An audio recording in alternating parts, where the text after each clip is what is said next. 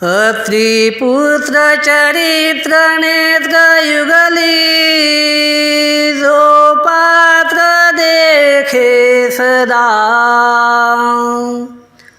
त्याचे बंधन खंडन करी देता च्युताचे पदा सह्याद्री करी बद्रीवास प्रभु तो पाऊचला लोचणी मागू प्रेम तयासी चरण धरुणी अच्युत सदा मोचणी। श्री दत्तात्रय महाराज की जय। श्री गोपाल कृष्ण महाराज की जय। श्री चक्रपाणी महाराज की जय। श्री गोविंद प्रभु महाराज की जय। सर्वज्ञ श्री चक्रधर स्वामी की जय। श्री दत्तात्रय प्रभूंचा अवतार दिन श्रीमद भगवद्गीता पारायण नामस्मरण व प्रवचन निरूपण सप्ताह दुसऱ्या तपाकडे आपल्या या सप्ताहाची सुरुवात झालेली आहे। हा 23वा सप्ताह आपला आहे। गेल्या 22 वर्षापासून आपण अत्यंत धूमधडाक्यामध्ये साजरा करत असतो, परंतु आजची ती वेळ नाही आहे।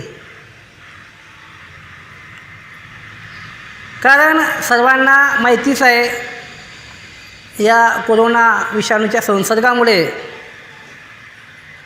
गेल्या 7 महिन्यापासून, याच्या आधी 1 महिना हा गेला, परंतु जवळजवळ 4-5 महिने जग ठप्प झाल्यासारखं झालेलं होतं।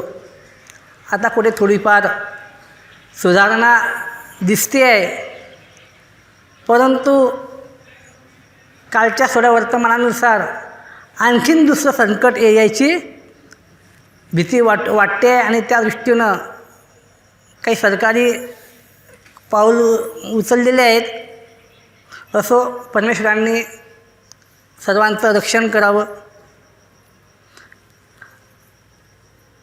आपला हा सप्ताह या 23व्या वर्षामध्ये अशा या परिस्थितीमध्ये संपन्न होत आहे। बरेचसे अजून कार्यक्रम थांबलेले आहेत। मला वाटलं मध्येच थोडीशी घटना घडली 8 दिवसापूर्वी, कदाचित सप्ताह काही होणार नाही, परंतु आपल्या सर्वांचे मार्गदर्शक असणारे आपले बाबाजी यांनी सांगितलं, नाही ते काही हो, माझी देहाची आई जरी गेली तरीसुद्धा जी परंपरा आहे त्या परंपरेमध्ये मी काही खंड काही पडू देणार नाही। सप्ताह हा होणार म्हणजे होणारच। आणि परवाच मला फोन आला की तुझ्याकडे पहिल्या दिवसाची सेवा मी सोपवतो आहे, तर तू यायला पाहिजे। आता बाबांचा शब्द म्हणजे माझ्यासाठी प्रमाण असतो, हे तुम्हाला सर्वांना माहितीच आहे। म्हटलं बाबा माझ्या मागे थोडी गडबड आहे, माझं काही जमणार नाही म्हणे, तुला यावंच लागल। शेवटी मी बाबांना काही नकार देऊ शकलो नाही आणि आपल्यासमोर आज हजर झालो। आपण सर्व या ठिकाणी उपस्थित असणारे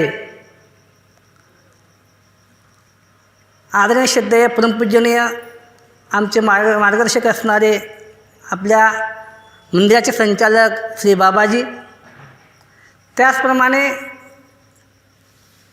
ज्यांना जे आपला कार्यक्रम अत्यंत सुनियोजित पद्धतीनं पार पाडून देत असतात, जसे कार्यक्रमाचं स्टेज संचालन करणारे आमचे परमस्नेही असणारे आदरणीय श्रद्धेय श्री विनोद शास्त्री आंबेकर जाळीचा देव, आपल्या जवळच असणारे आदरणीय श्रद्धेय परमपूज्य श्री पुरुषोत्तम दादाजी कठोरा, आमच्या आश्रमातीलच, आता आमचाच आश्रम म्हटल्या जाईल, आमच्या इथं आहे म्हणून, तर आश्रमाख्य बाबांच्या आश्रमातील आमचे परमस्नेही संदीपराव दादाजी भोजने, बोरी निवासी आदरणीय श्रद्धेय श्री विठ्ठलगावकर बाबाजी, श्री क्षेत्र जाळीचारी इथून आलेले आदरणीय श्रद्धेय ललित दादा, त्याचप्रमाणे मोहनदादा आंबेकर आणि आपल्याच आश्रमातील आपल्याच मंदिरातील व्यवस्थापक जे आहेत ते गोपाल दादाजी, तसेच या प्रसंगी आमच्या श्री चक्रधर गुरुकुल संस्कृत महाविद्यालयाचे उपाध्यक्ष आदरणीय श्रद्धेय दादासाहेब, त्याचप्रमाणे या ठिकाणी उपस्थित असणारे संपूर्ण तपस्विनी माता भगिनी उपस्थित सद्भक्त जन हो, त्याचप्रमाणे माझ्यासोबत आलेले आमचे प्राथमिक शाळेचे शिक्षक सन्माननीय श्री अशोक उखा महाजन हे सुद्धा माझ्यासोबत आलेले आहेत. बाबांनी मला जेव्हा सांगितलं, म्हटलं बाबा विषय काय, कशावर बोलायचं. बाबा म्हटले स्थानावर तू बोल, स्थानाची माहिती. म्हटलं आता सांगवी असं गाव आहे की इथं सांगायची काही गरजच पडत नाही. तसं बाबांनाही बोललो मी, नाही म्हटले, कारण की ज्ञान ही अशी वस्तू आहे की ते कितीही प्राप्त केलं तरी त्या ज्ञानावरती कादडी येते आणि ती कादडी साफ स्वच्छ करावी लागत असते. जशी दिव्यावर कादडी येते, जशी जशी कादडी येते तसं तसं दिव्याचा प्रकाश हा मंद मंद होत जातो. तो प्रकाश पूर्ववत होण्यासाठी, चांगला प्रकाश देण्यासाठी दिव्यावरची ती कादडी जी असते ती काढावी लागत असते. त्याचप्रमाणे ज्ञान हे जे, आणि ज्ञान तर असं असते की कितीही घेतलं, कितीही प्राप्त केलं तरी ते कमीच असते. आणि म्हणूनच आजचा हा एक अल्पस्वल्प प्रयत्न एक बाबांच्या आज्ञेनुसार मी आपल्याला सांगण्याचा प्रयत्न करतो आहे. स्थान महात्म्य याविषयी बोलत असताना सर्वप्रथम आपण पाहू की जेव्हा या सृष्टीची रचना परमेश्वरांना करायची होती, परमेश्वरांच्या स्वरूपी जो आनंद नावाची जी वस्तू आहे ती कुणाला तरी द्यावी असं परमेश्वरांना वाटलं. त्यावेळेस या सृष्टीमध्ये जे काही 4 नित्यपदार्थ आहेत, जीव, देवता, प्रपंच आणि परमेश्वर, परमेश्वरांनी ठरवलं की आपला हा जो आनंद आहे, जीव स्वरूपीचा आनंद आपण कुणाला तरी द्यावा. म्हणून त्यांनी सर्वप्रथम देवतेकडे बघितलं. देवतांना आनंद द्यावा म्हटला तर देवता नित्यबद्ध आहेत, त्या काही आनंदाला पात्र होऊ शकत नाही. नंतर बघितलं प्रपंचाकडे, तर प्रपंच हा सुद्धा जड आणि मिथ्या आहे, त्याला तो आनंद देता येतच नाही. आणि म्हणून परमेश्वरांनी दुसऱ्यांदा बघितलं जीवाकडे, निदान जीवाने तरी हा आपला आनंद प्राप्त करावा. आणि तेव्हा परमेश्वरांनी बघितल्यानंतर की जीव हा ईश्वराच्या आनंदाला प्राप्त होऊ शकतो. आणि म्हणून परमेश्वरांचा जो आपला आनंद जो आहे तो जीवाला देण्यासाठी परमेश्वरांनी या मायेकरवी या सृष्टीची रचना केली. मायेने रचना केल्यानंतर मायेने जे काही अवघडामध्ये जे जीव पडलेले होते त्यांना या सृष्टीमध्ये आणलं. परमेश्वरांनी सुद्धा अवतार घेतला, या प्रपंचाची रचना झाली. सर्व जशी एखादी देशाची राज्यघटना असते, ती राज्य चालवण्यासाठी काही नियम लागू असतात, त्याला घटना असं म्हणतात. ती घटना तयार करण्यात आली येते. तसंच परमेश्वरांनी सुद्धा या मायेकरवी जीवाने कोणतं कार्य करावं, परमेश्वरांनी कोणतं कार्य करावं, देवतेंनी कोणतं कार्य करावं असं ठरवून या प्रपंच या सृष्टीची रचना ती झाली. जीव या सृष्टीमध्ये आल्यानंतर त्यांना कसं वागायचं, काय वागायचं ज्ञान द्यावं म्हणून परमेश्वरसुद्धा या सृष्टीमध्ये युगपरत्वे आलेले आहेत, येतात आणि येणार आहे.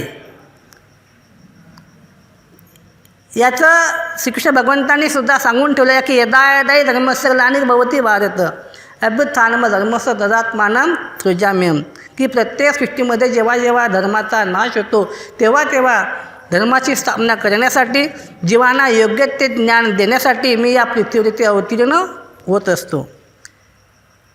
परमेश्वरांनी प्रत्येक सृष्टीमध्ये जीवाला ज्ञान दिलेलं आहे, परंतु या जीवात्मा आपल्या अधमतीमुळे त्याने ते ज्ञान गमावलं आणि तो अधोगतीकडे चाललेला आहे.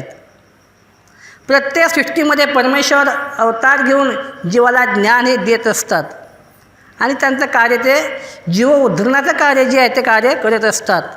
परंतु सर्वच जीव काही परमेश्वराच्या सांगण्यानुसार काही वागत नाही आणि म्हणून या युगातून पुढच्या युगात, त्या युगातून पुढच्या युगात, त्रेतायुगातून कृतयुगातून त्रेतायुगात, त्रेतायुगातून द्वापारयुगात, द्वापारयुगातून कलियुगात अशी जीवाची हे भ्रमंती चालूच असते. आता जे काही परमेश्वराचं ज्यांना ईश्वराचं सन्निधान लाभलेलं आहे ते परमेश्वराची सेवा करून, ईश्वराने जे सांगितलं दास्य ते करून ते आपल्या उद्धारणाची वाटचाल त्यांची मोकळी होते. परंतु असन्निधानी जे आहे, जसं आपण आहोत, आपल्याला प्रत्यक्ष श्रीमूर्तीचं सन्निधान ते नाही आहे आणि म्हणून आपला उद्धार होणारच नाही का? ना होईल. म्हणून त्यासाठीच जे काही स्थान, प्रसाद, भिक्षुक, वासनिक आणि भिक्षुक हे 4 साधनं जे आहेत यांची सेवा करून जीवात्मा हा परमेश्वर प्राप्ती करू शकतो. ईश्वराचा तो आनंद प्राप्त होऊ शकतो. या चक्रातून तो मुक्त होऊ शकतो. हे स्थान, प्रसाद, भिक्षुक, वासी, सर्वप्रथम स्थान हे सांगितलेलं आहे. आता स्थान म्हणजे काय? नेमकं स्थान कशाला म्हणतात? तर शब्दार्थ म्हणजे अर्थ केला तर सहजासहजी बोलतेपरी भाषेमध्ये स्थान म्हणजे ठिकाण, एखादं स्थळ, एखाद्या स्थळाला स्थान असं म्हणतात. परंतु महानुभाव संप्रदायामध्ये स्थान या शब्दाला एक विशेष असा अर्थ प्राप्त आहे की ज्या ठिकाणी परमेश्वरांनी आपल्या लीळा केलेल्या आहेत, परमेश्वरांच्या चरणस्पर्शाने जी जागा, जी भूमी पवित्र झालेली आहे त्या जागेला स्थान असं म्हटलं जातं. आपल्या परंपरेमध्ये आता स्थानं तर आहेत, परंतु पूर्वील आचार्यांनीसुद्धा या स्थानांमध्ये भेद केलेले आहेत. सर्वप्रथम या स्थानांची निर्मिती जी झालेली आहेत, आता कसं की परमेश्वर ज्या ठिकाणी लीळा क्रीडा करतात ते स्थान वंदन होतं, आपण त्याला वंदन करावं, नमस्कार करावं, हे कशावरून? सर्वप्रथम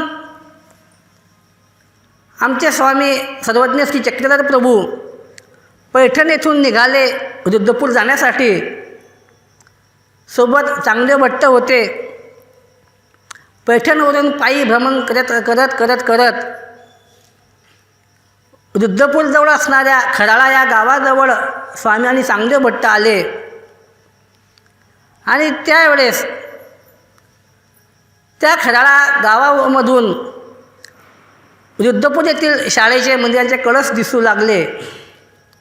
तेव्हा मोठ्या हर्षानं, अति आनंदानं स्वामी चांगले भट्टांना म्हणतात, भट्टिका, हे बघा रुद्रपूरचे कळस. स्वामींनीसुद्धा आपल्या पायातील वाहना काढल्या आणि हात जोडले, जय केले. चांगल्या भट्टांनीसुद्धा तसंच केलं. लहान मुलं हे कसे असतात? अनुकरणीय असतात. देवाने जसं केलं तसं त्यांनीसुद्धा केलं. स्वामी त्यांना म्हणतात, अहो असं नाही, आम्ही केलं तसं नाही, तुम्ही साष्टांग दंडवत घाला. आणि म्हणून अशी स्वामींनी आज्ञा केल्यानंतर त्यांनी साष्टांग दंडवत ते सुद्धा लांबूनच घातलेले आहेत. म्हणजे सर्वप्रथम स्वामींनी आपल्या त्या श्रीगुरूंच्या, श्रीप्रभू बाबांच्या जे आपले श्रीगुरूवरे होते त्यांच्या लीळेने जे नगर पवित्र झालेलं आहे त्या नगराला प्रथम वंदन केलेलं आहे. आणि हीच एक परंपरा. मग नंतर पुढे हिवरळी येथे असतानासुद्धा नागदेवाचार्य स्वामी सांगतात की संबंध वंद्य, की ज्या ज्या ठिकाणी परमेश्वर थांबलेले आहेत, लीळाक्रीडा केलेली आहेत, त्या त्या ठिकाणी आम्ही प्रसन्नता असा आमचा मनोधर्म तो निक्षेप केलेला आहे. साधं उदाहरण आपण पाहतो, आपल्या सर्वांना परिचित आहे. आता शंका कुशंका जे काही नास्तिकवादी लोक असतात ते खूप काही करतात, परंतु साधं उदाहरण आपण द्यायचं म्हटलं तर जेव्हा आपल्या एखाद्या घरामध्ये एखाद्या बंगल्यामध्ये चोर येतात, चोरी करून निघून जातात, खूप मोठी चोरी झालेली असते, 10, 12, 25, 30 लाखाची. चोर निघून गेलेले असतात आणि नेमकं चोर सापडत नाही, पोलीस येतात. त्यांच्यासोबत काय असते मग? एक कुत्रा असतो. चोरांचा शोध घेण्यासाठी ते कुत्रा तिथे येतो आणि त्या सर्व जागेचा तो वास घेतो आणि त्या वासाच्या मागोमागानं तो चोरापर्यंत तो पोचू शकतो. म्हणजे आपण तसं सामान्य जीवात्मी आहे. आपण जिथे जातो तिथे आपला काही ना काही गुणधर्म आपण तिथे तो वास ठेवत असतो. ते तर परब्रह्म परमेश्वर आहेत. स्वामी तेच म्हणतात आचार्यांना की अहो, स्वामी म्हणतात की का संबंध, भट्टोबास विचारतात हिवदळीला की संबंध परमेश्वर की संबंध वंद्य हे काय आहे, म्हणजे याच्यामध्ये भिन्नता काय आहे. तेव्हा स्वामी म्हणतात की नाही हो, जो संबंध जो आहे त्या ठिकाणी सुद्धा ईश्वराच्या ठिकाणी, परमेश्वराच्या ठिकाणी जी प्रसन्नता अशी असते, ती प्रसन्नता या परमार्गासाठी परमेश्वरांनी ठेवलेली असते. ज्या 2 मुख्य शक्ती आहेत, कृपा आणि माया, तशा स्थानाच्या ठिकाणी या दोन्ही शक्ती असतात. फक्त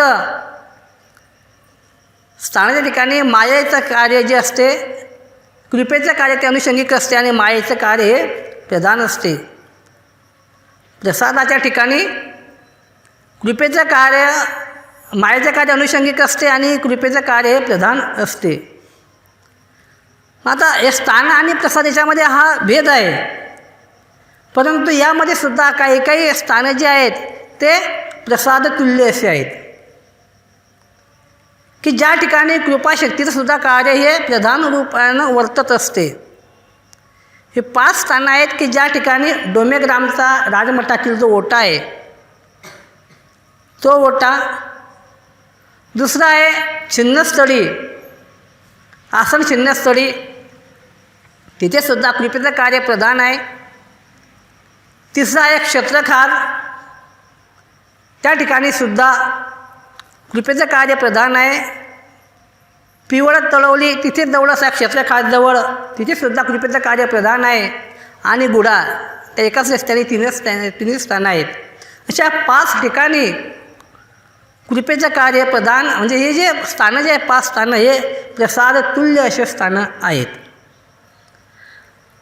तर या ठिकाणी ज्या ठिकाणी मायेचं कार्य प्रधान असते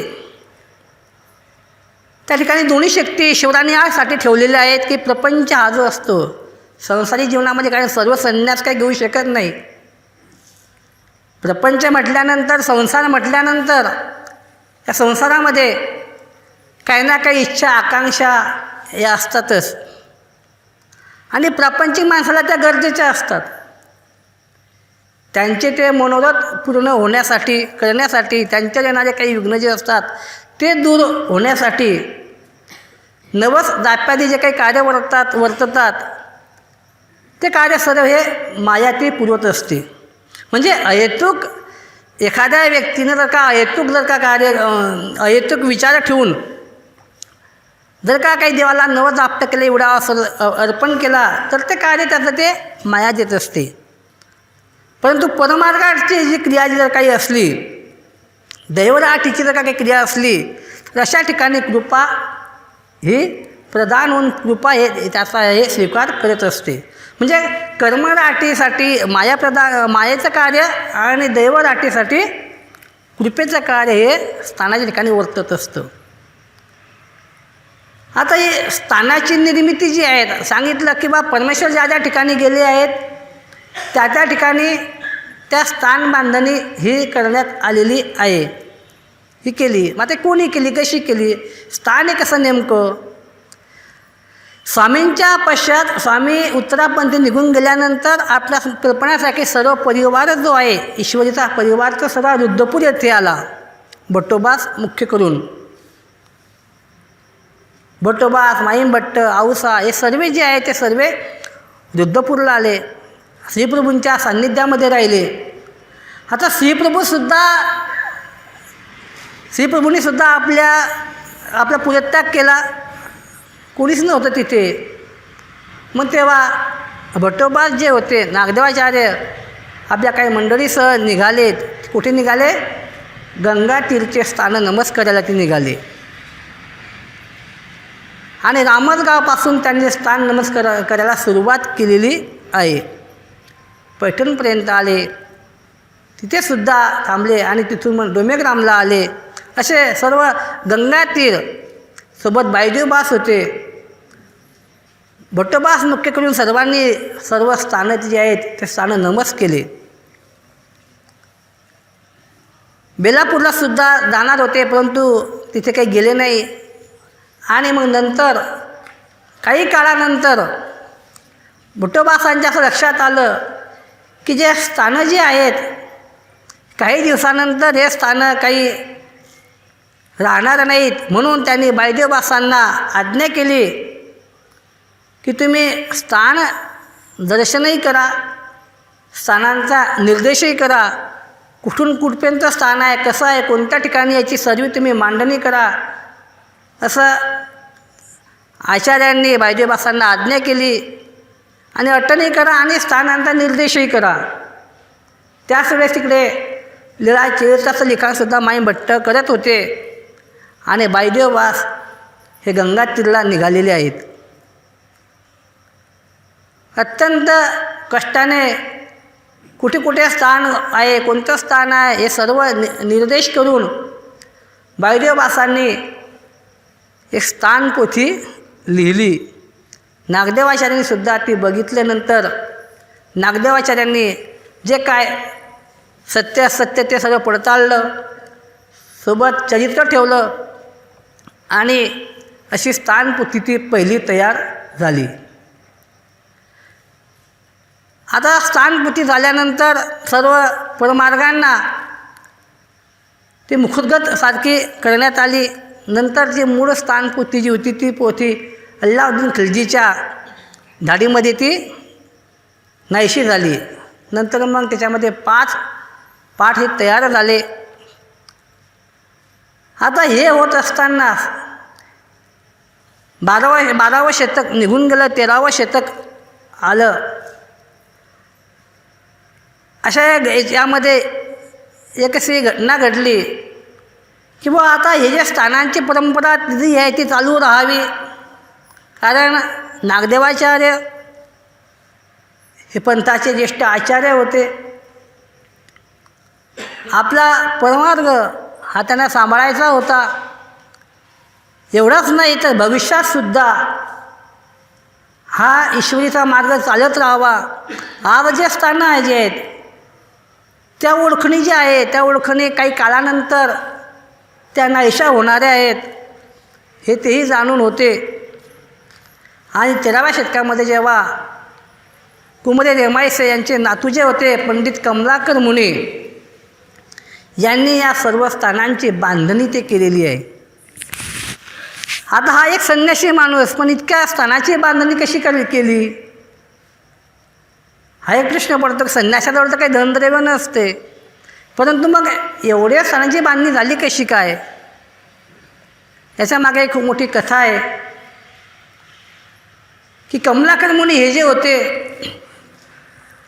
ते अत्यंत वितरागी असे माणसं होते आणि त्यांचं अटन ते नेहमी चालू असायचं. त्यांच्यासोबत त्यांची शिष्या होती, तिचं नाव होतं कमलाउसा. असं दोघं गुरु शिष्य अटनक्रमानं आपलं जीवन व्यतीत करत होते. आणि उस्मानाबाद जिल्ह्यामध्ये त्यांचा मुक्काम होता. कमलाउसा या तरुण होत्या आणि कमलाकर मुनी हे थोडे वृद्ध होते. शेवटी आपली शिकिंजी शिष्या जी आहेत कमलावसा ही तरुण आहे. आपण तर काही नाही 2 दिवस राहू आणि आपल्याला जायचं आहे, परंतु आपल्यानंतर आपली शिष्या धर्माचं आचरण करीन की नाही करल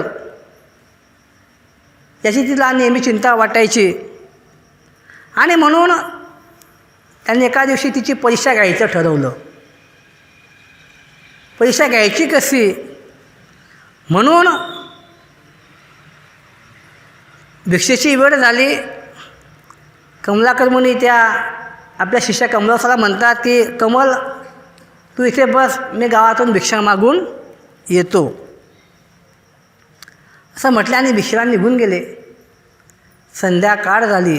गुरु काही वापस आलेले नव्हते. एकटी तरुण साध्वी घाबरून गेली. संध्याकाळ होऊन गेली की आपले गुरु भिक्षेला जातं म्हटले आणि वापस काही आले नाही अजून. कसं काय, कुठे गेले, काय गेले. ती खूप दुःख झाली, रडू लागली. पण ती स्वतःला दोष देऊ लागली किंवा धर्माचरण करताना आपल्या हातून काही चुका झाल्या असतील आणि त्यामुळे आपले श्रीगुरू आपल्यावरती नाराज असतील म्हणून ते आपल्याला सोडून निघून गेले असा तिने विचार केला. ती दुःख करू लागली. परंतु आपल्या गुरूंनी जे काही तिला नियम सांगितलेले होते, स्वामींच्या वचनाप्रमाणे तिनं वागायचं ते ठरवलं आणि त्याप्रमाणे तिचं अटनविजन ते एकटीचं सुरू झालं. एके दिवशी अशी अटनविजन करत असताना एका झाडाखाली ती बसलेली होती आणि तेव्हा त्या परिसरामधला जो राजा जो होता, गुलबर्ग्याचा राजा, तो राजा जवळ असणाऱ्या विजयनगर नावाचं साम्राज्य होतं तिथे तर स्वारी करण्यासाठी जात होता. रस्त्याने त्याने जात असताना बघितलं की एका झाडाखाली एक तरुण साध्वी बसलेली आहे. तो जवळ आला आणि त्याने नमस्कार केला कमलावसांना आणि म्हटलं की आई म्हणे तुम्ही खूप तपस्वी आहात, परंतु मला तुम्ही असा वर द्या की मी विजयनगरवर स्वारी करण्यासाठी जातो आहे, मला जय प्राप्त झाला पाहिजे. आता कमलावसाने तर एकदम घाबरून गेली. हा राजा आपलं वय तरुण, हा आपल्याकडे कशाला आला असेल, आपल्याला तर मारणार तर नाही, ही घाबरून गेलेली होती. पण जेव्हा राजा असं बोलला आणि घाबरून का होईना तिने हो सांगितलं की तुमचा जय होणारा आहे. बोलून तर गेली. राजा तिथून निघून गेला. मनामध्ये विचार होता की आता जर का राजाला जर का पराजय जर का प्राप्त झाला तर राजा आपला शोध घेईल आणि आपल्याला काही ना काही शिक्षा तो करल. म्हणून कमलावसा त्या परिसरामधून लांब निघून गेल्या. इकडे काय झालं की तो राजा जो होता विजयनगरचं साम्राज्य याला प्राप्त झालं, याचा जय झाला. हा परत राजा त्याच रस्त्याने वापस येऊ लागला. त्याला या साध्वीची भेट घ्यायची होती. त्याने बघितलं की नाही म्हणे आता आपण जय प्राप्त केला तर आता आपण त्या साध्वींना परत भेटू. त्या जागेवर ते बघितलं कमलावसा तिथे काही नव्हत्या. आता तो राजा होता. त्याने आदेश सोडला सर्वांना की बघा ही साध्वी इथं जी होती ती जिथे असेल तिथे तपास घ्या आणि माझ्यासमोर हजर करा. आता चालून किती चालणार आहे. आजकालचे जसे वाहनं जे होते तेव्हा का वाहनं होते का, नाही. चालून किती लांब जाणार आहे. आणि शेवटी जवळच त्या सैनिकांना या कमलावसा दिसल्या. त्या सैनिकांनी कमलावसांना त्या राजासमोर आणलं. राजा एकदम नतमस्तक झाला. म्हणे आई तुमचा आशीर्वाद खरा ठरला, तुमच्या आशीर्वादामुळेच मला जय तो प्राप्त झाला. मला तुमचा गुरुमंत्र तुम्ही द्या. आणि भीत का होईना बघा, म्हणजे घाबरून का होईना त्या राजाला त्या कमलावसांनी गुरुमंत्र दिला आणि राजाने सुद्धा एक त्या गावाजवळच मोठा एक राजमहाल बांधला आणि त्या महालामध्ये कमलावसांची राहण्याची व्यवस्था केली. सांगितलं की आता तुम्ही माझ्या गुरुवाई झालेले आहे, तुम्ही आता राजगुरू आहेत आणि त्यामुळे तुम्ही आता इथेच राहा. एक भयानक का होईना, शेवटी तो राजा आहे, आपलं तरुण वय आहे, तो काही करू शकतो. म्हणून त्याला घाबरून का होईना त्या कमलावसा तिथे त्या राजमहालामध्ये राहू लागल्या. परंतु राहत असताना आपलं धर्माचरण अत्यंत काटेकोरपणे करत होत्या आणि आपले गुरु आपल्याला सोडून गेले हे दुःखही त्या भावत होत्या. असं करता करता 1 वर्ष निघून गेलेलं आहे. इकडे कमलाकर मुनी गंगा तीरला आले असताना नमस्कार करायला 1 वर्ष त्यांनाही झालेलं होतं आणि त्यांना मग आठवण आली की आपली कमलावसा नावाची जी शिष्या होती ती नेमकी कुठे आहे, काय करते, आपण तिचा शोध घेतला पाहिजे. म्हणून ते परत त्या बिदरकडे निघालेले आहेत. त्यांनीसुद्धा आपल्या शिष्यांचे शिकीण जी होती तिचा खूप शोध घेतला, परंतु ती काही त्यांना काही सापडली नाही. शेवटी ते सुद्धा खूप दुःखी झाले. दुःखी एवढे झाले की त्यांनीसुद्धा खूप अनुताप व्यक्त केला की बा आपण उगा असं केलं, इतक्या तरुण मुलीला आपण सोडून दिलं, हे आपण चूक केली, आपण सोडायला नको पाहिजे होतं, इतकी कठोर परीक्षा आपण तिची घ्यायला नको पाहिजे होतं. म्हणून ते सुद्धा खूप दुःखी झाले आणि शोध घेत होते, दुःख करत होते. असं करता करता त्या जिथे कमलावसा होत्या त्या महालामध्ये कमलावसा नुकत्याच अशा बाहेर आल्या आणि नेमके कमलाकर मुनी तिथे गेले. समोर आपल्या गुरूंना तिने बघितलं. गुरूंनी तर काही ओळखलेलं नाही कमलावसांना, परंतु कमलावसांनी आपल्या श्री गुरूंना ओळखलं. तिने धाडकन खाली आली आणि आपल्या गुरूंच्या चरणाला मिठी मारली, धाळ मुळकून रडू लागली. तिचं देह कमलावसांनी इतकं कृश केलेलं होतं की ती त्यांना काही ओळखू काही आली नाही. नाही म्हणे तू कोण आहे म्हणे, मला सोड, माझे पाय सोड. नाही म्हणे गुरुजी मी तुमची शिष्य आहे, कमलावसा आहे. तर त्यांनासुद्धा आनंद झाला की मी सुद्धा असं करायला नको पाहिजे होतं. 1 वर्षाचा आपल्या मी तुला सोडून दिलं, परंतु एक देवाचं साह्य म्हणून आपली भेट झाली. आणि तिनेसुद्धा जो राजा जो होता राजाला निरोप पाठवला की माझे श्री गुरुजी इथं आलेले आहेत. राजाने सुद्धा सर्व पूजनाचं साहित्य खूप मोठा एका ताटामध्ये खूप मोठे सोनं चांदी हिरे माणिक मोती त्या गुरूंना अर्पण करण्यासाठी पाठवले. नंतर राजासुद्धा गुरूंच्या दर्शनाला आला. ते ताट अर्पण केलं, परंतु कमलाकर मुनी म्हटले मला हे ताट नको, आम्ही साधू संन्यासी माणसं आहोत, आम्हाला हे हिरे माणिक मोती हे नको. राजा म्हणे ते जे मी दान दिलेलं आहे ते दानसुद्धा मी परत काही नेत नाही. कमलाकर मुनी म्हणायचे हे मी सुद्धा काही घेत नाही.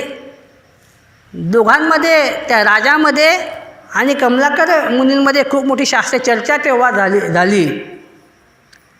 शास्त्रचर्चेतून त्या राजाला आणखीन ज्ञान प्राप्त झालं आणि तो राजा म्हटला की नाही मी हे तुम्हाला जे दान अर्पण केलेलं आहे ते मी काही वापस काही घेणार नाही.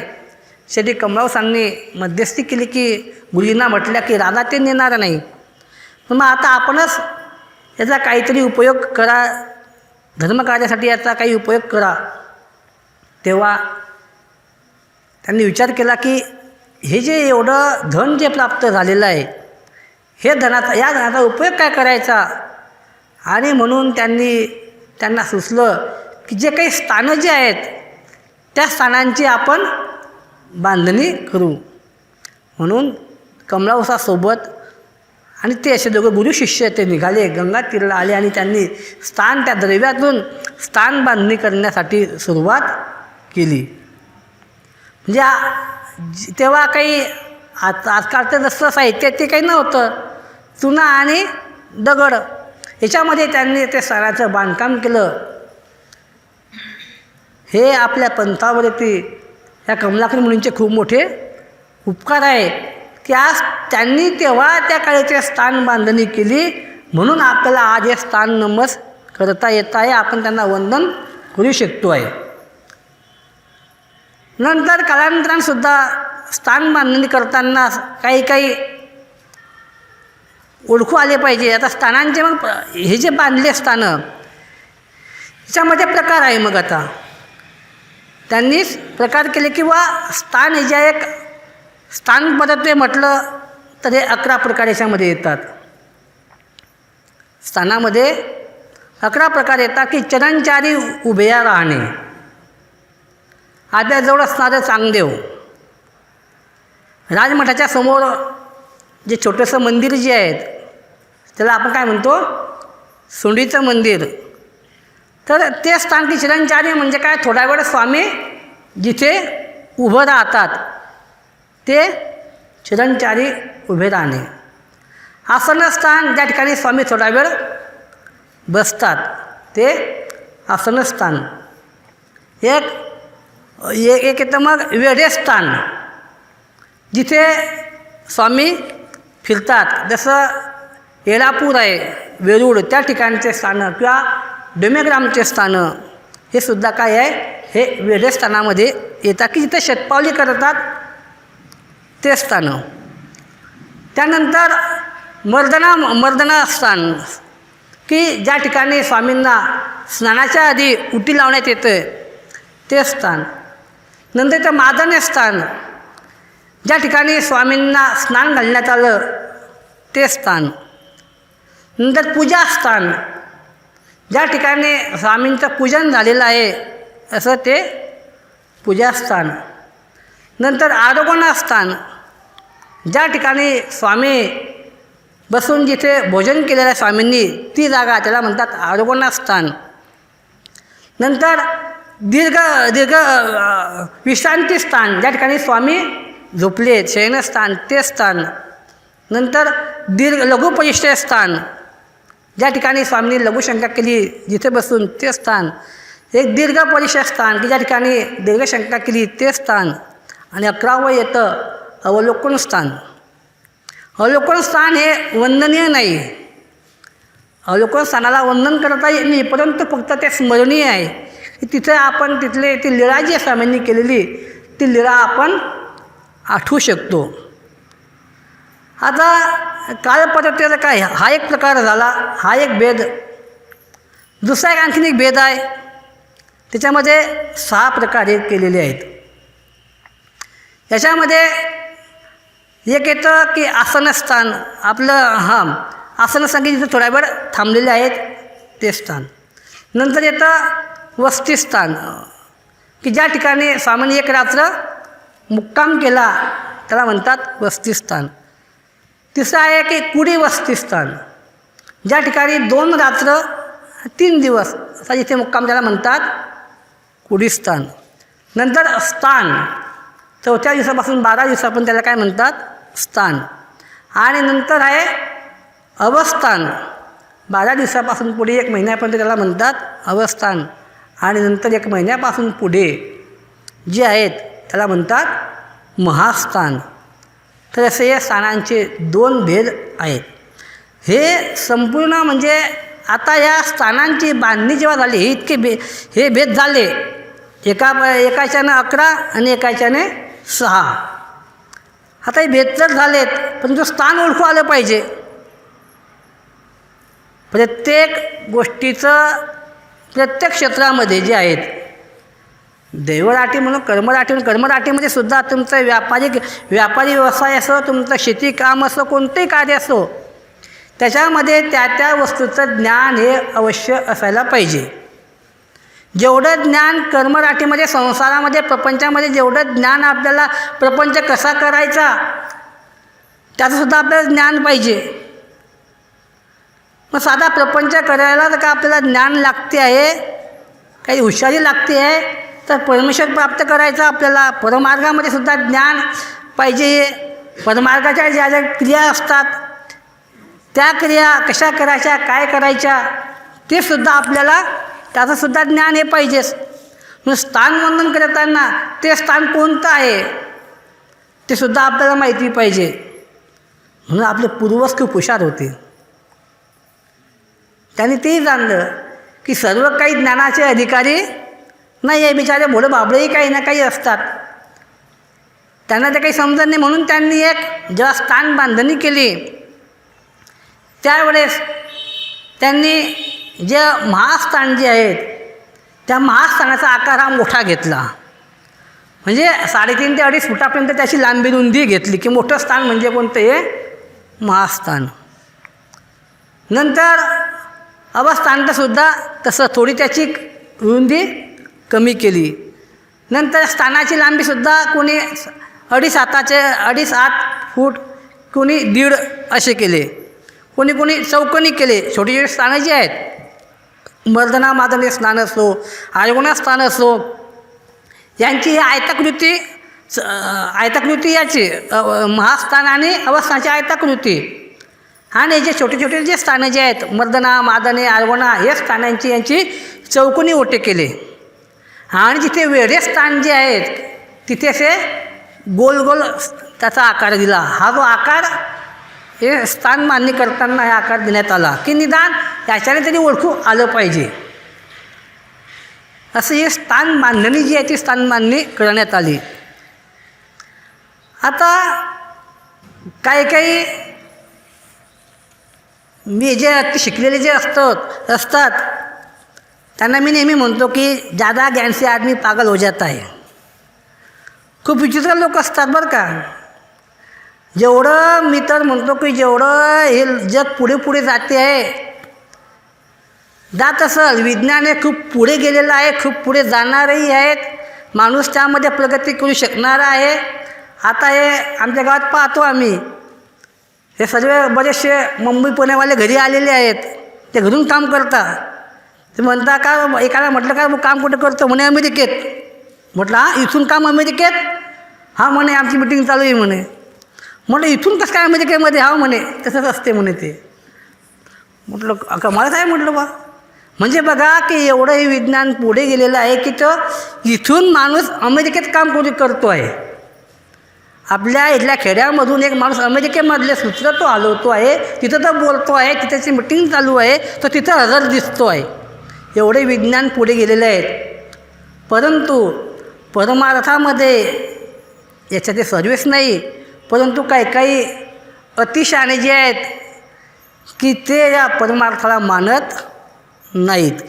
कशाचा देव न कशाचा धर्म न कशाचा विशेष न कशाचं स्थान, असं जर का आमच्यासारखा अडाणी माणूस जर का सांगायला गेला ना, तर ते बुवा लोकांना काय पुराणातले वांगी पुराणात असं ते काही म्हणतात. एक शहाणा भेटला मला असाच, म्हणे का म्हणे वा तुम्ही म्हणता देवपूजा करा, ते विशेष कपाळाला लावा, असं होते, चांगदेवाला जा, हरताळाला जा, स्थान वंदन करा, ते होते हे होते, पण आम्हाला तर काही फरक वाटत नाही.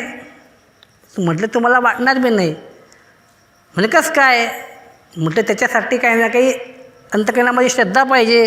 बरं म्हणे श्रद्धा असली पण ते आम्हाला दिसलं तर पाहिजे, की जाणवलं तर पाहिजे म्हणे. आम्हाला दिसत तर नाही म्हणे देव.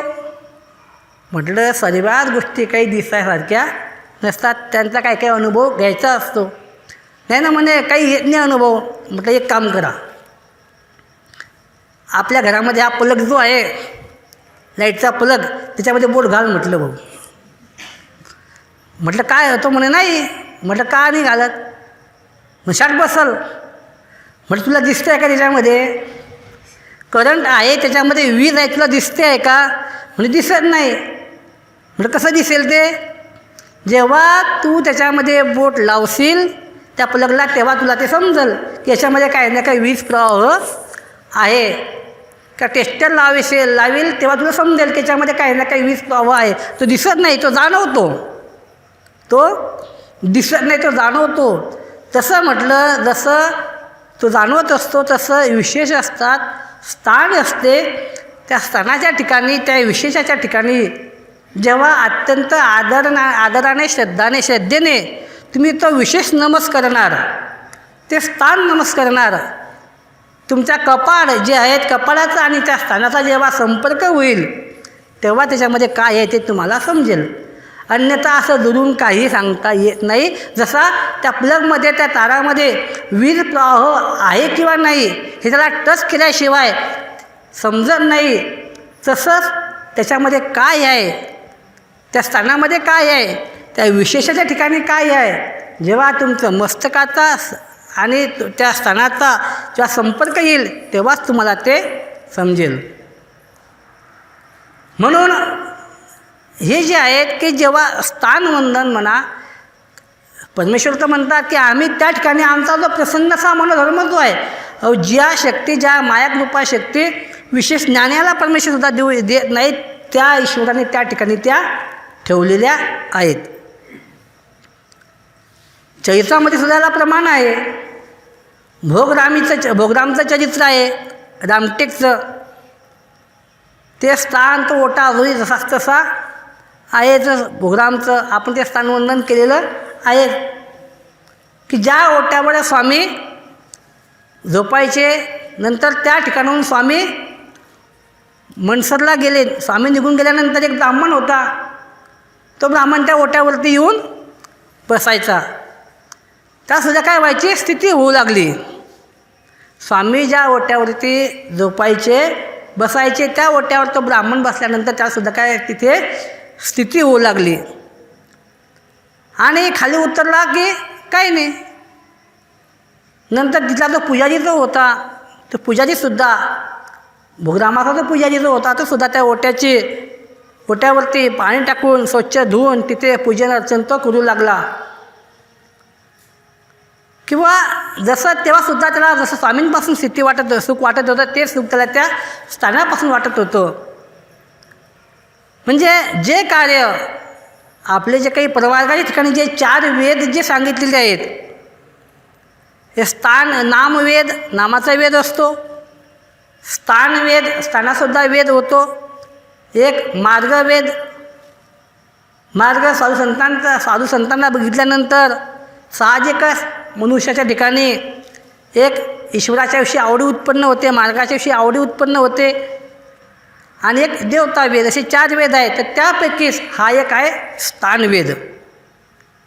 स्थानाचं कार्य जेवढे आपण त्याचं पुरुषाचे करणे अकरणे दडपे उजरंबे असं पक्षकारांनी म्हटलेलं आहे की जेवढी त्या स्थानाची म्हणा, विशेषाची म्हणा, जेवढं जितकं आपण पूजन अर्चन केलं तेवढं तिथलं सामर्थ्य जे असते ते सामर्थ्य काय होते, उजरंब होते, प्रसन्न पावत असते. आणि म्हणूनच काही स्थानं अशी असतात की तिथल्या सेवा दास्यानं ते स्थानं, तिथली कृपाशक्ती म्हणजे मायाशक्ती, ही खूप तिथला ते स्थानापती म्हणतात, ते स्थानापती खूप मोठा अभिमान घेते. आपल्या जवळच असणाऱ्या जाळीचा देव हे स्थान भारत प्रसिद्ध नाही तर जगभरामध्ये प्रसिद्ध आहे. कारण ते त्या स्थानाची महिमा जी आहे, ही महिमा जगभरात पसरलेली आहे की त्या ठिकाणी मनुष्य गेल्यानंतर आपोआपच त्याला सुख शांतता लाभत असते. आमच्या गावामध्ये असं एका पतीपत्नीचं नेहमी भांडण होत होतं. मग ते अन्य होते, उपदेशी न होते. मग ते बाई यायची बिचारी मंदिरामध्ये, रोज मार खाणारी बाई. संध्याकाळी माणूस आला की मार ठोक, भाजी अशी केली, हे असं केलं, ते तुम्हाला प्रपंचातल्या गोष्टी काही सांगायची गरज नाही. तर तसं व्हायचं. शेवटी दिवसभर माणूस काबाड कष्ट करायचा, शेवटी बाई शेतात जायची आणि संध्याकाळी घरी आले की भांडणं. मग बाबा आता शेवटी आल्यानंतर मग मंदिरामध्ये सुद्धा ती बाई यायची. बाबा काय करावं, असं भांडणं काय करावं, कसं करावं. म्हटलं जा बा दाडीच्या देवाला 5 खेट्या करून या. आता ती बाई बिचारी चला बा याच्यानंतर आपलं घर शांत होईल, तिच्या त्या पतीला घेऊन जाऊ लागली. 2-3 खेट्यामध्येच भाऊमध्येच खूप मोठा फरक पडला,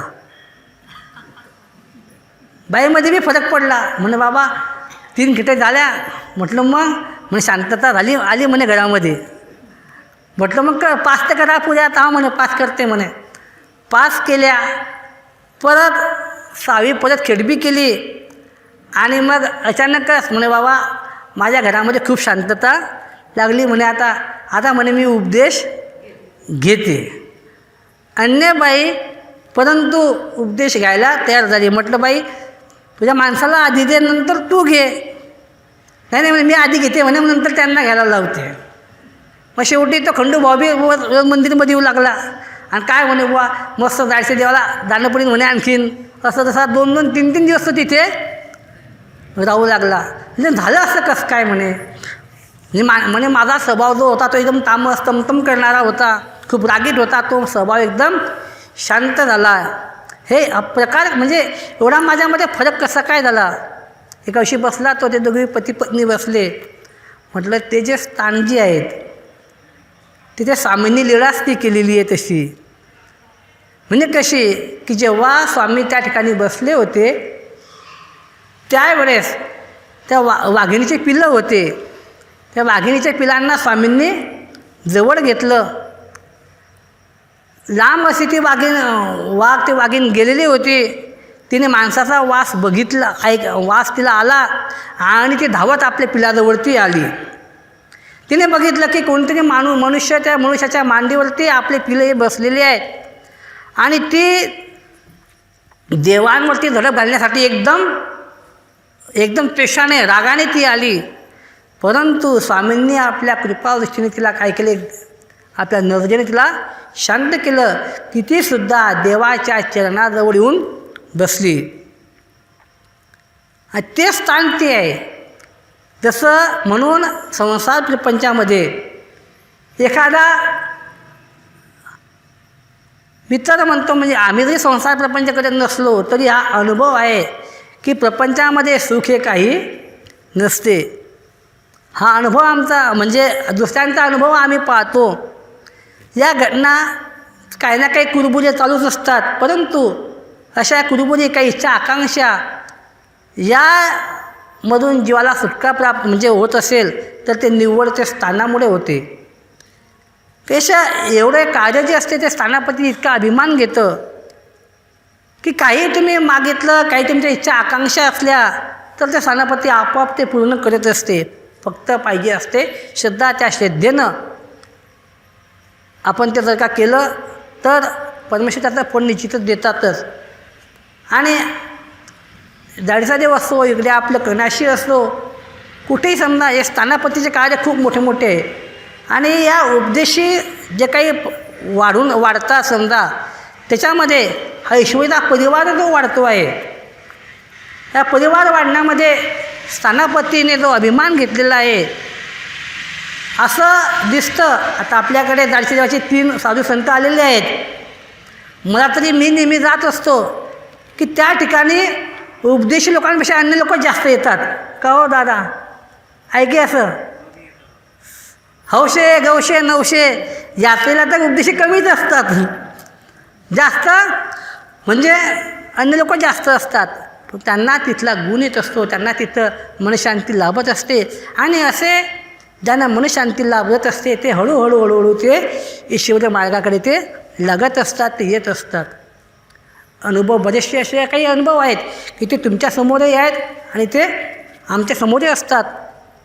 की काही नाही, त्यांना काय असं म्हटलं तर ते लगेच जाऊन तिथे काही नवद दाप्याची क्रिया केल्या, त्यांच्या पूर्ण झाल्या की नाही वा देवाने आपलं हे पूर्ण केलं, देवाने आपली इच्छा पूर्ण केली, चला आपल्या गुरुमंत्र घ्यायला काही हरकत नाही. देव चांगला आहे, धर्म चांगला आहे, सर्व चांगलं आहे. आपण तर काही व्यसनी नाहीच आहे. व्यसन जरी असलं तरी सोडून देऊन, कारण मनुष्याला काही ना काहीतरी आपली श्रद्धा ठेवण्यासाठी काही ना काही एक जागा अवश्य लागत असते, जिथे आपली श्रद्धा आपण समर्पित करावी. आणि म्हणून स्थानाची भूमिका जी आहे, म्हणजे स्थानाचं महात्म्य जे आहेत ह्या परमार्गासाठी अत्यंत ते महत्त्वाचं आहे. जेवढे काही समजा कार्य वर्ततात ते सुद्धा आता स्थान आणि जे काही 4 साधनं जी आहेत त्याच्यामध्ये स्थान, प्रसाद आणि भिक्षुक आणि वासने याच्यामध्ये स्थान आणि प्रसाद हे जोड आहे.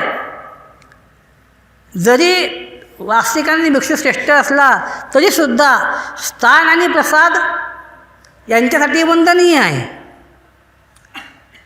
एखाद्या वेळेस काय होऊ शकतं, मी जरी भिक्षुक असलो, एखादा वास्तविक जरी असला माझ्यामध्ये काही दोष पाहिल्यानंतर माणसाची बुद्धी विचलित होते.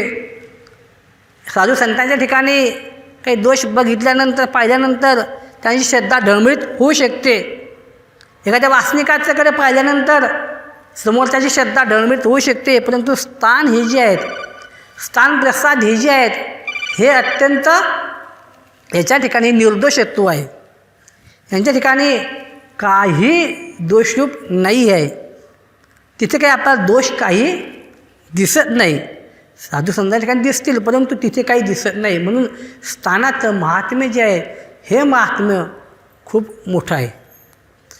या परमार्गासाठी जिथे या स्थानापतीने अभिमान जो घेतलेला आहे तो अभिमान खूप मोठा आहे. आता स्थान हे सांगितलं, स्थानाची माहिती सांगितली. आता स्थान हे जे आहेत, स्थान करण्याचा सुद्धा विधी असतो.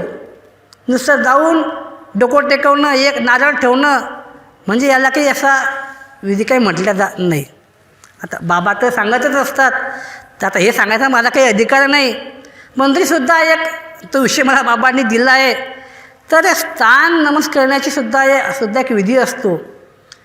जर का आपण निघालेलो आहे स्थानवंदन करायला, समजा आपण निघालो आहे चांगल्या वर्तळा मार्गे जाळीचा देव, तर आपण घरून निघाल्यापासून चांगदेवला ज्या काही सामान्य लीळा केलेल्या आहेत त्या स्थानांचं स्मरण, त्याच्या लीळा आपण त्या सुरू केल्या पाहिजे असतात. जर का पुरेपूर गोमट आपल्याला प्राप्त करायचं असेल तर, स्थानवंदन करण्याचं पुरेपूर गोमट आपल्याला प्राप्त करायचं असेल तर आपण घरून निघाल्यानंतर चांगदेवला ज्या काही लीळा केल्या सामान्य त्या आपण आठवायच्या असतात. स्थान दिसल्यानंतर आधी दंडोत घालायचे असतात. असं नाही की एकदम जाऊन सण धडकन हात धुतले नाही, डोकं टेकवण्यात पुरेपूर फायदा जर करून घ्यायचा असेल तर जसं स्वामींनी चांगदेव भट्टांना दंडोत घालायला लावले खराड्या येते, तसंच स्थान दिसल्याबरोबरच काय की निदान 2-3 दंडोत ते घातल्या गेल्या पाहिजे. आणि नंतर मग हात सवळे करून नंतर ते स्थानवंदन करायचं असते. स्थानवंदन करताना त्या स्थानावर काय काय लीळा केल्या काय नाही त्या सर्व आपण आठवून ते स्थानवंदन करायचं असते. चांगदेवचं स्थान आपण नमस्कार केलं, पुढे निघालो आपण हरताळ्याकडे, चांगले सोडून द्यायचं, हरताळ्याची लीळा आठवायची. हरताळ्याचं स्थान नमस्कार केलं, नंतर पुढे सावळच मारावं लागतं, तिथल्या लीळा आठवायच्या. माहिती नसल्या तर त्या माहिती करून घ्यायच्या असतात. नंतर मग जसं जसं ज्या ज्या अवताराचं जे जे स्थान आपण वंदन करायला जाणार आहोत ते त्या स्थानाच्या लीळा त्या आठवण चिंतन त्या करत गेलो पाहिजे. आता आपल्यासोबत बाबा असतात त्यामुळे आपली सगळी शिट्टी बंद असते, गाडीमध्ये सगळी शांतता, नामस्मरण ते चालतं. जिथं ज्यांच्यासोबत काही साधू नसतात, मी कोण अशीच आमच्या इथल्या लोकांची गंमत घेतली म्हटलं तर जा बरं इथे तिथं जा, तर ते स्थानवंदन दुसरीकडेच राहते. काय काही बाहेर तर भांडणं बी करतात तीर्थयात्रेमध्ये, माझी वस्तू हे झाली, माझी वस्तू कुठे गेली, माझी सीटर काढून बसली. तर ह्या ज्या काही गोष्टी असतात त्या गोष्टीसुद्धा टाळायच्या असतात. जर का पुरेपूर आपल्याला ते स्थानवंदनाचं जर का गोमट प्राप्त करायचं असेल तर ते सर्व विधीपूर्वकच ते झालं पाहिजे. कारण विधी करताना आपल्या हातून अविधी बी खूप घडतो, तो अविधी घडता कामा नये. स्थानवंदन करताना बी आपल्याकडून एक चूक होत असते बघा. आपण हात सवळे करून आधी हात सवळे करतो, नंतर स्थानावरती आपण हात टेकवतो आणि दंडवत करतो. 5 दंडवत आपण घालतो. 5 दंडवत घातल्यानंतर परत आपण एक चूक करतो बघा. कोणती चूक होते आपल्या हातून? आपण परत स्थानवंदन करायला जातो आणि परत ते स्थानावरती आपण परत हात ठेवतो.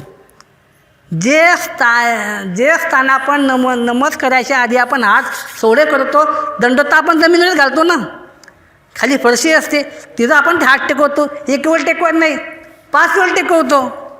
ते हात जमिनीवर टेकवतो, उठतो, हात झटकतो आणि तेच हात परत आपण स्थानावरती जाऊन टेकवतो आणि मग दंडोत करतो. एका कडनं नाही करत, 4-5 वेळ, म्हणजे किती अविधी आपल्या हातून तो घडतो. तसं स्थानाला आपण उठी स्नान घालतो, तेव्हासुद्धा ते चरणोदक असते ते आपल्या पायधणी येते. हे बारीक बारीक गोष्टी बघा. आपल्या हातामध्ये अंगठी असते, त्या अंगठी आपण काढत नाही आणि त्या स्थानाला आपण स्नान घालत असतो. या काही म्हणजे नकळत त्या गोष्टी घडतात. आपला इथून असतो, आपल्या सगळं समजतं, पण तरीसुद्धा काय होतं की एक त्या भावनेच्या आहारी आपण जातो आणि या क्रिया करत असतो. असेही पाहता दंडवत घातल्यानंतर लांबूनच हात जोडायचे असतात आणि परत स्थानाजवळ जायचं काही काम नसते. तसंच जिथे काही छोटे छोटे स्थानं जी आहेत आणि या चुका जास्त डोमेग्रामच्या परिसरामध्ये आपल्याकडनं होतात की आपण आपले पाय एकदम स्थानाजवळ नेतो. छोटे छोटे स्थानं आहे बघा, त्या नदीमध्ये जे स्थानं जे आहेत डोमेग्रामला, ते छोटे छोटे स्थानं आहेत. ते वर्णन करायला आपण एकदम त्या स्थानाच्या जवळ जातो आणि नेमकं आपले पाय जे असतात ते पाय त्या स्थानावरतीच असतात आणि नंतर आपण स्थान नमस्कार करतो.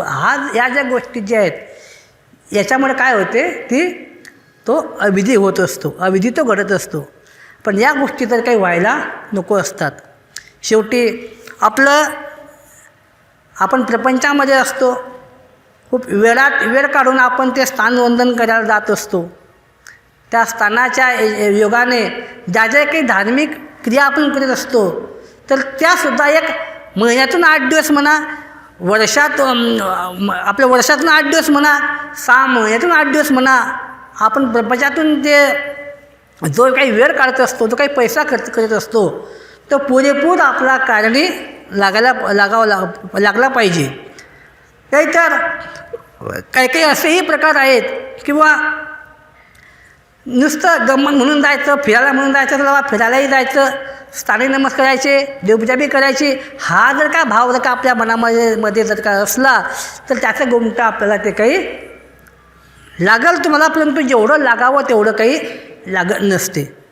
म्हणून स्थानवंदन करताना ह्या ज्या काही विधी ज्या आहेत त्या विधी व्यवस्थित आचरता आले पाहिजे. स्थानामुळे खूप मोठं कार्य वर्ततं. जे कार्य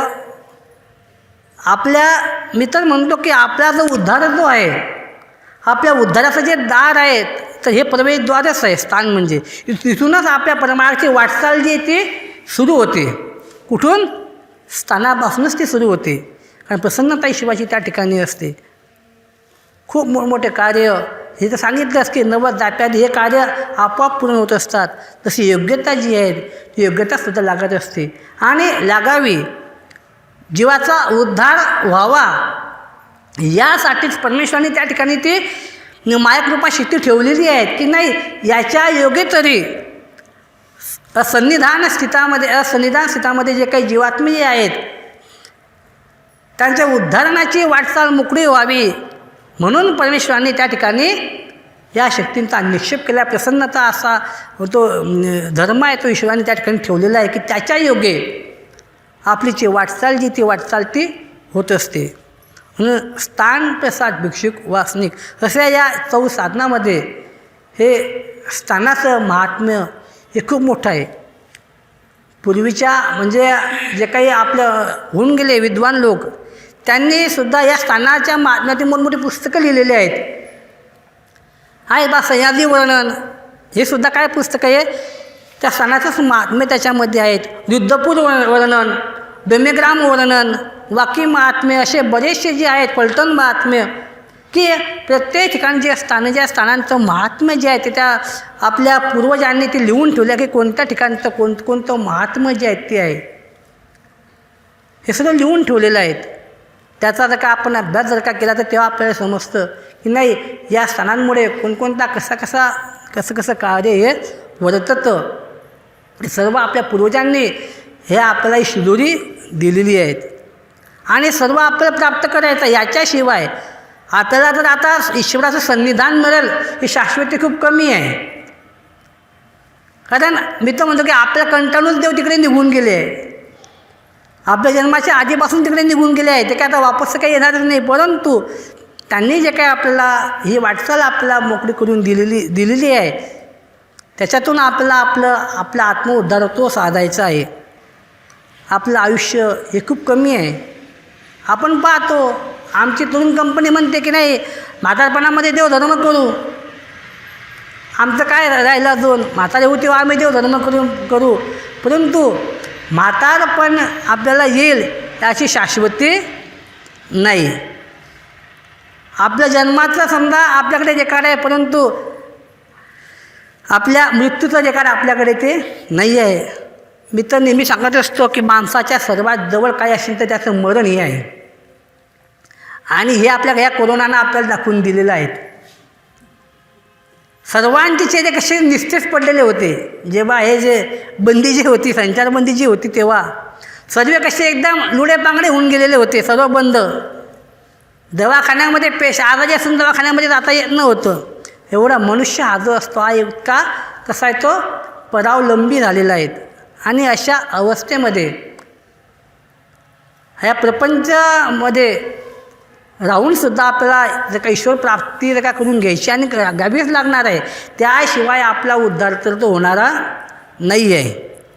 ह्याच्याशिवाय आपला उद्धार होऊ शकत नाही. आणि आपण जर का म्हटलं काय आम्हाला गरज नाही उद्धाराची, परत पुनरपी जननम पुनरपी मरणम, की जन्म घ्या आणि मरा, जन्म घ्या आणि मरा, हेच आपलं चालू राहणार आहे. पण हे थांबवायचं आहे आपल्याला, हे थांबलं पाहिजे. किती दिवस आपण या चक्रामध्ये फिरत राहायचं. आपलं आयुष्य खूप खूप छोटं आहे. मी तुम्हाला आठवत असेल की मी नेहमी तुमच्या किंवा म्हणा किंवा माझ्या म्हणा आयुष्याचा हिशोब मी सांगत असतो. कलियुगाचं आयुष्य किती वर्ष आहे समजा, 100 वर्ष. 100 तर काही कोणी जगत नाही, जगता फक्त किती 80च्या आसपास जीवन जगत असतो. जर का 80 वर्षाचं आपलं आयुष्य जर का पकडलं तर 40 वर्ष आपले झोपेमध्ये जातात. किती? 40 वर्ष आपले झोपेमध्ये जातात, दिवस आणि रात्र. आता मला गणित येत नाही बरं का, हिशोब तुम्ही करा. 80मधून 40 गेले, राहिले किती? 40 राहिले. 40मधले 15 वर्ष आपले बालपणामध्ये जातात. आपल्याला काही म्हणजे आपण जीवन जगत नाही, आपल्याला घरचे जीवन आपलं जगवत असतात. आपल्या हातात त्या काही नसते 15 वर्षापर्यंत तरी समजा काहीच नसते. म्हणजे आपल्यासाठी घरचेच पोसत असतात, आपल्या हातात काही नसते. मग 40मधून 15 गेले, किती राहिले? 25. 25मधून म्हातारपणामधले गेले, 5 तरी गेले समजा. तसे 10 जायला पाहिजे, कारण 10च पकडा तुम्ही, राहिले किती? 15 वर्ष. 15 वर्ष जेमतेम आपल्या हातामध्ये असतात. आणि या 15 वर्ष हातामध्ये म्हटल्यावर 15 वर्षामध्ये आपण काय काय करणार आहे? साधं 70-75 वय झालं की सगळे दात पडून जातात, देवाचं नामस्मरण करता येत नाही. बघा, आम्ही जेव्हा संवत्सरा मार्गामध्ये होतो तेव्हा आम्ही एका सप्त्याला असंच गेलो होतो. असेच आम्ही 5-6 लोक होतो. आणि तिथं असंच आम्ही शिकावू म्हणून चला, आमचे मित्र बी शिकवताला म्हणजे काहीतरी करू आपण गावामध्ये, म्हणजे चला मग गेलो तिथे. आता थोडं मार्गामध्ये आता अभ्यास चालूच होता, थोडं ताजं मटेरियल डोक्यामध्ये होतं. मग नाम मी होतं, माझ्याकडेच तो विषय होता. एक झाले 4-5 जण बोलले, नंतर सांगितलं की नामस्मरणावर तुम्ही बोला. आता मी लागलो बोलायला नामस्मरणावर. समोर एक म्हातारी आजी होती. ती आजी म्हणू लागली, म्हणे बाबा मी रोज गाठी करते. आता आजी समोर बसली होती, त्या आजीची गाठी करायची पद्धत मी पाहत होतो. दोन्ही हातामध्ये गाठी, मोठी गाठी होती चांगली, आणि फटाफट एकदम सुपर फास्ट एक्सप्रेस गाठी चालू होती. म्हणून नेमकं आजी काय म्हणताय काय नाही, मी फक्त पाहत होतो. आपण बोल कशाला, आपण माणसं नवीन गावामध्ये आपण कशाला काही बोल. तर स्मरण चालू होतं. आता बोलताना गपचीप बसावं, त्या काही मागिक काही नव्हते. बोलतं म्हातारी काही गपचीप बसत बी नव्हती. म्हणे बुवा मी तर म्हणजे 50-100 गाठ्या करते, सकाळी 50 करते, संध्याकाळी 50 करते, मी देवधर्म असा करते, मी देवधर्म खूप करते. म्हातारीचं वय होतं कमीत कमी 90च्या आसपास वय होतं. म्हातारी बोलायला एकदम अशी बोलत होती. आता मी माझं इकडे चालू, म्हातारीचं तिकडनं चालू. मी काय सांगितलं की म्हातारी लगेच सांगायची, बुवा मी असं करते, मी तसं करते. म्हटलं आजी थांबा थोडंसं, मला सांगा बरं तुम्ही, पहिलं नाम घ्या बरं, तुम्ही गाठ्या करतात तुम्ही, सांगा घ्या बरं, पहिलं नाम घ्या. आता ते म्हणता, बुवा तू आजकालचा पोरगा म्हणे, मी किती माझं वय गेलं म्हणे गाठी करता करता, आता म्हातारी झाली आणि मला नाम विचारतो का? बघा, ही एक अवस्था आहे बरं का. म्हणजे नामस्मरण गुरुमंत्र घेतल्यानंतर अशी परिस्थिती आहे की काही लोकांना नामसुद्धा येत नाही. तुमची गोष्ट नाही काही, हे आमच्याकडची गोष्ट सांगतो की ते लोक नुसतं उपदेश घेऊन घेतात, परंतु नामं पाठ करायला त्यांना टाईम काही सर्व करतील, मंदिरामध्ये येतील, देवपूजा करतील, ते कधी मग गाठी करायचं म्हटलं की त्यांना काही नामं काही त्यांना काही येत नाही. मग स्वतः येत नाही तर सांगा ना, विचारा तुम्ही गुरूंना. आपल्या घरामध्ये कोणी असेल त्यांना विचारा की बुवा माझे नामं विसरून गेलो. पुस्तकामध्ये आता नामं यायला लागले, पुस्तकामध्ये पहा, ते बी करता येत नाही, ते बी करत नाहीत, नामस्मरण काही करता येत नाहीत. अशी अवस्था बऱ्याच ठिकाणी आहे बरं का. बरं विचारलं म्हणजे त्यांना काय काय ठिकाणी म्हणजे काय काय माणसांना आम्हाला संकोच येतं, कसं यांना कसं काय विचारावं, त्यांना संकोच येतं की आपण कसं काय विचारावं. आपण विचारलं तर बाबा म्हणतील की काय व नामं विचारता, इतके दिवस झाले उपदेश घेऊन आणि तुमचे नामही तुमचे पाठ नाही, मग ते काही विचारत नाही आणि आम्ही काही तो मध्ये तसाच लटकत राहतो. म्हातारीला म्हटलं, म्हातारी आजी तुम्ही म्हणाच म्हटलं पहिलं नाम. म्हातारी चिडली माझ्यावर, म्हणे बुवा म्हणे तुम्हाला कसं नाव विचारतो. म्हटलं आजी तुम्ही काय म्हणता तिथं मला सांगा तुम्ही. नाही नाही म्हणे मला नाम येते. म्हणे येते तर म्हणा. म्हटलं मग पहिलं नाम सांगा तुम्ही मला, काय येतं. म्हणे मला येते ना. म्हटलं म्हणा ना मग. म्हणे मी म्हणतो म्हणा. म्हातारी म्हणते मला येते. म्हातारी काही थांबत नव्हती, मी सुद्धा काही थांबत नव्हतो. आता म्हटलं म्हातारी खूपच बडबड करते, आता विचाराच म्हातारीला. म्हातारी म्हणते बुवा येते ना. म्हटलं म्हणा ना मग. म्हणे मग ते दुपारी कृष्ण चक्कीवर, दुपारी कृष्ण चक्कीवर. म्हणजे दुपारी चक्कीवर, संध्याकाळी कुठं. द्वापरी म्हणायच्याऐवजी दुपारी म्हटली. दुपारी काय म्हटली, दात नव्हते तोंडामध्ये, तोंडामध्ये दात नव्हते. चक्रवर्ती म्हणायची तर चक्कीवर, चक्रवर्ती म्हणायची तर म्हटली चक्कीवर. सांगायचं की दुपारी श्रीकृष्ण चक्कीवर असं ते म्हटली. हा दोष तिचा नव्हता काही, हा दोष तिच्या दाताचा होता, दातच नव्हते. म्हातारपणामधली अवस्था अशी असते की नीट नामस्मरण काहीसुद्धा काही करता काही येत नाही. आणि गाठी कशी करावी तिचीसुद्धा काहीतरी सुद्धा नियम आहेत, त्या पद्धतीने ते स्मरण झालं पाहिजे. तसंच जे सांगायचा उद्देश हा की अशी परिस्थिती हे काही काही लोकांची म्हणजे म्हातारपणामधली अशी परिस्थिती असते. म्हणून म्हणजे ते म्हातारपणाचे वर्ष ते वायाच जातात, की नामस्मरण नीट होत नाही. काही पोथी वाचावी, काही पारायण करावं, डोळे साथ देत नाहीत. स्थानवंदन करावं, गुडघे साथ देत नाही, पाय साथ देत नाही, ताकद साथ देत नाही, कोणी नेत नाही. अशी अवस्था होते. म्हणून म्हातारपणामध्ये काही देवधर्म व्यवस्थित तो काही होत नाही. म्हणून म्हातारपणामध्ये आपले ते दिवशी आपले वाया जातात.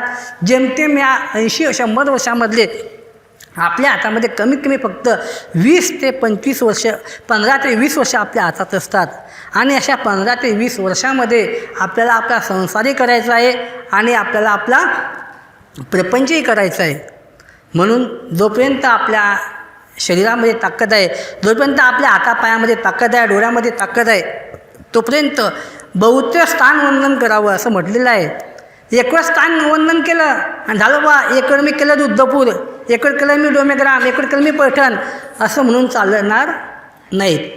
परत परत स्थानवंदन हे झालं पाहिजे. या स्थानवंदनामुळे काय होतं की मडिनत्व जे आलेलं असते, आपल्या ठिकाणी जे मडिनत्व आलेलं असतं, जे काही आपल्या भाषेत गयाटा म्हणतो आपण, तो काही आलेला असतो, तो निघून जात असतो. आणि एवढंच नाही तर परमेश्वराला आपल्याबद्दल काही खंती आलेली असते, ती खंती दूर होते. परमेश्वराला आपला अभिमान येतो. हे स्थान, प्रसाद, भिषेक, वासनिक हे जे आहेत, हे यांच्या ठिकाणी जे जे काही आपण क्रिया केली तर याचा अभिमान तो देवाला, जे स्वामी जे आहेत त्यांना, स्वामींना, देवाचा अभिमान खूप असतो. प्रपंचामध्ये आपल्या नाही का, जर का आपली नातनी पंथी जर का असली तर तिला जर का काही चांगलं तिचं व्हावं अशी आजीची इच्छा असते. ती चांगलं होते, हिला इकडे आनंद होतो. तिला कोणी भेटीला गेलं तिच्या की हिला खूप आनंद होतो की नाही बा माझी पंथी आहे, माझी नातनी आहे, असं आहे तसं आहे, माझा मुलगा आहे, त्याला भेटून आले, साधू संत भेटून आले, त्यांना असं केलं, त्यांना तसं केलं. प्रपंचामध्ये आपल्याला आनंद होतो की वाईट खराब वाटते का आपल्याला? नाही, प्रपंचामध्ये संसारामध्ये आपल्याला या गोष्टीचा आनंदच होतो. तसं या स्थान तसा बेशिक वासनिकांच्या ठिकाणी आपण ज्या ज्या काही क्रिया करू, या क्रियेमुळे तर परमेश्वर प्रसन्न होत असतो. हे आपलं म्हणून की जसं आपल्याला आपल्या परिवाराला का कोणी चांगलं म्हटलं तर आपल्याला आनंद होतो, तसं हे स्थान प्रसाद भिक्षुक वासनिक 4 साधनं जी आहेत, तर जीवाचा उद्धारणाचे हे जे 4 रस्ते जे आहेत की या 4च्या योगानं जीवाचा उद्धार होऊ शकतो. तर या ठिकाणी ज्या ज्याही आपण क्रिया करीत असतो त्याचा अभिमान जो असतो तो ईश्वराला त्याचा अभिमान असतो. आणि ईश्वर अभिमान घेतात म्हणूनच जीवाची उद्धारणाची वाटचालसुद्धा मोकळी होते. प्रपंचातल्या ज्या काही अडीअडचणी असतील तर त्यासुद्धा त्या काही दूर होत असतात.